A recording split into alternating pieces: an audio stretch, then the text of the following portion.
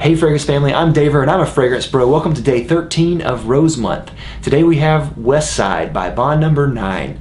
And I had to represent Bond Number 9 in Rose Month. It's one of those fragrance houses that it's so big that I can't ignore it. So I had to find one that was rosy from them. And this is the one that I wanted to get.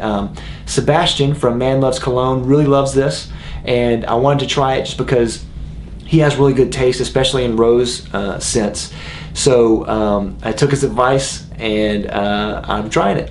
Now this is a fragrance that both intrigues me and repulses me all at the same time. And it's interesting because it's very rosy and it's very powdery and soapy. I know Sebastian said that there's something in here that smells like mulled spice wine, and I can totally see that.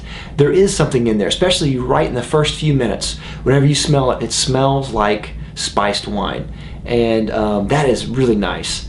I just really wish there were more of that spiciness. It's really nice. I like that spiciness is there. I just wish that it lasted a little bit longer than it does. There's a touch of vanilla in this, but don't think gourmand.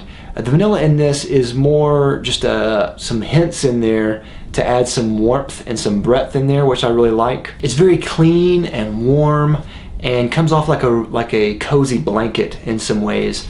But even though I think that those are some good qualities, I have to go and say that this is very feminine to me, and I have to say it is very grandmotherly to me. So I don't know if I really love this. This is not a fragrance that I would really wear much, but I do appreciate it. Performance is really good, lasts a long time, like all Bond Number 9 fragrances. They are EDPs and they last a while.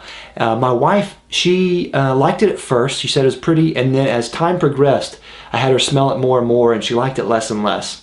And I can kind of see that. I think that the attraction to this fragrance is more at the opening than as it dries. I just think that it shows everything it has at the start, and then as time goes by, it doesn't leave much more room to grow at all. So that was kind of a downer.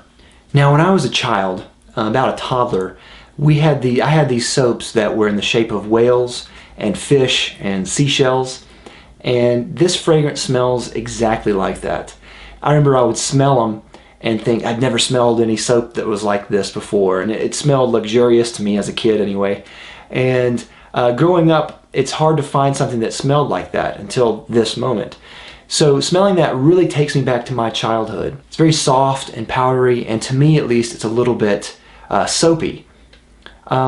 This fragrance is hard for me to be objective, and I cannot be objective about this fragrance just because it takes me back to an emotional time, an emotional memory, a memory as a child. So it's hard for me to really stay objective, and because of those memories, to me this smells, you know, it does smell grandmotherly in some ways, but it also smells kind of young in some ways too.